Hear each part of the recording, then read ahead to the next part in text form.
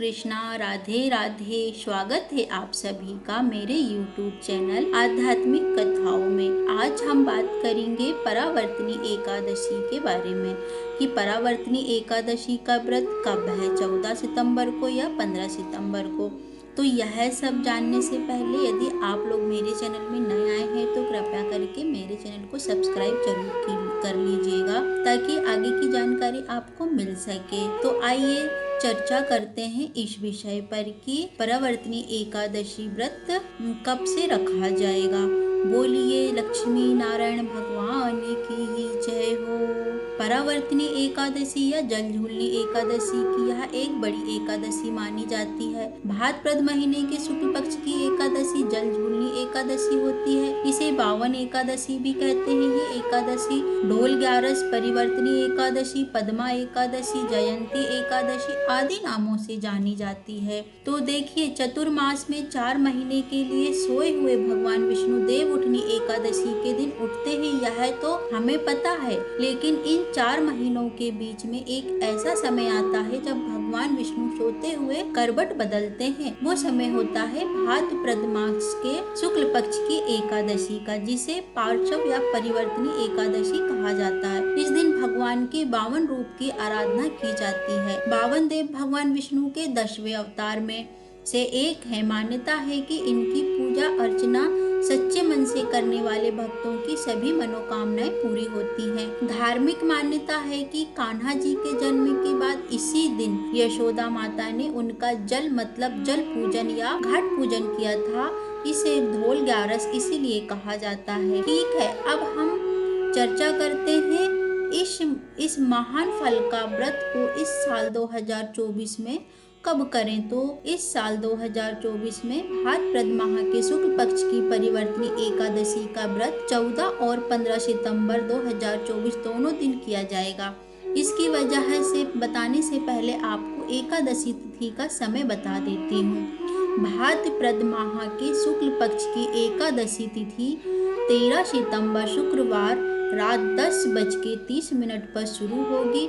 इस तिथि का समापन 14 सितंबर शनिवार के दिन रात को 8:04 पर होगा। उदया तिथि के आधार पर कई जगह परावर्तनी एकादशी का व्रत 14 सितंबर दिन शनिवार को रखा जाएगा, पर वैष्णव संप्रदाय में 15 सितंबर को एकादशी का व्रत रखा जाएगा। अब मेरी यह बात सुनते ना कई लोग जल्दी से कमेंट करेंगे कि 14 सितंबर को पूरे दिन की सूर्योदय में एकादशी है, तो 15 सितंबर को सूर्योदय होने से तो पहले ही एकादशी तिथि समाप्त हो रही है। तो ऐसे में एकादशी व्रत 14 सितंबर को ही रखना चाहिए। 15 सितंबर को एकादशी व्रत क्यों रखें। तो इस बार एकादशी बहुत शुभ संयोग के साथ है, साथ ही श्रावण नक्षत्र में है, जिसकी वजह से विजय महाद्वादशी का योग बन रहा है। अब आपके मन में प्रश्न आएगा कि इस विजया महाद्वादशी योग क्या है। तो देखिए, आपकी जानकारी के लिए बता देती हूँ। शुक्ल पक्ष की द्वादशी में अगर श्रवण नक्षत्र का योग बने तो यह महापुण्य देने वाला विजय महाद्वादशी का योग कहलाता है। भगवान श्री वामन का आविर्भाव इसी श्रावण नक्षत्र में हुआ था। इस नक्षत्र की बहुत महिमा है। इसी के साथ हमारे शास्त्रों में विधान है कि अगर महाद्वादश का योग है तो भक्त जन शुद्ध एकादशी का उपवास त्याग कर महाद्वादशी में एकादशी व्रत करते हैं। इससे 1000 एकादशी व्रत करने जितना फल मिलता है। इसलिए वैष्णव भक्त परिवर्तनी एकादशी व्रत विजया महाद्वादश योग होने से 15 सितंबर को ही करेंगे। जब भी 2 एकादशी होती है तो सच्चे भक्तों दोनों दिन व्रत करने की हम सलाह देते हैं। इसलिए अगर आप चाहें तो 14 सितंबर और 15 सितंबर दोनों दिन एकादशी व्रत करें। जो दोनों दिन का व्रत करते हैं वह 13 सितंबर को दशमी का नियम का पालन करते हुए एक समय भोजन करते हैं। 14 सितंबर को सुबह पूजा करके व्रत का संकल्प लेते हैं और बोलते हैं कि मैं 24 घंटों का व्रत करूंगा। 2 दिन के व्रत में 24 घंटे का होता है, इसलिए पारायण 16 सितंबर को करते हैं। 15 सितंबर को शाम के समय भगवान श्री हरि का करवट बदलने का महोत्सव भी होता है। इसी के साथ 15 सितंबर से ही चतुर्मास का तीसरा महीना भी आरंभ हो जाएगा। अच्छा, यहाँ पे आपकी जानकारी के लिए एक और चीज बता दूं, खाटू श्याम जी के मंदिर सीकर में बांके बिहारी जी मंदिर, वृंदावन में राधा रानी जी मंदिर वृंदावन में 14 सितंबर दिन शनिवार की एकादशी है।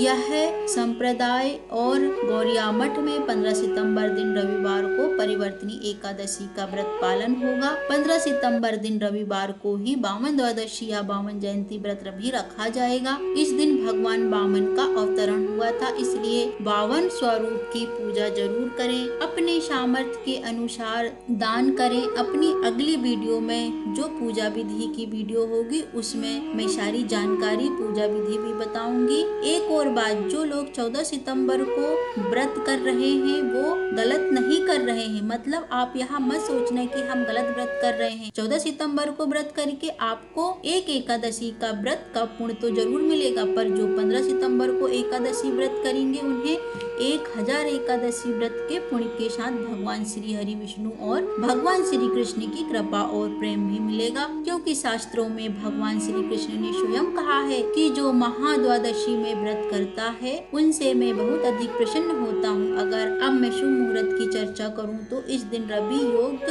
और शोभान योग का निर्माण हो रहा है। इस योग में भगवान विष्णु की पूजा विधिवत रूप से करना बहुत ही अच्छा फल कहा गया है। रवि योग शाम को 8 बजे व 32 मिनट तक रहेगा। शोभान योग 13 सितंबर को रात को 8:49 से शुरू होगा और इसका समापन 14 सितंबर को शाम 6:01 पे होगा। रवि योग और शोभ योग दोनों ही बहुत शुभ हैं। उस दिन उत्तरा कर नक्षत्र सूर्योदय से रात 8:03 तक है। इसके बाद से श्रवण नक्षत्र है। परिवर्तनी एकादशी के दिन सर्वत्र सिद्ध योग भी बन रहा है। हालांकि यह योग रात में 8:03 पर बनेगा और अगले दिन 15 सितंबर को सुबह 6:06 तक रहेगा। 15 अगस्त को श्रवण नक्षत्र का योग है और सर्वत्र सिद्ध योग का संयोग भक्तों को बहुत शुभ फल देने वाला होगा। एकादशी के दिन श्री हरि विष्णु की पूजा का जो शुभ मुहूर्त है वह सुबह 7:38 से सुबह 9:01 तक रहेगा।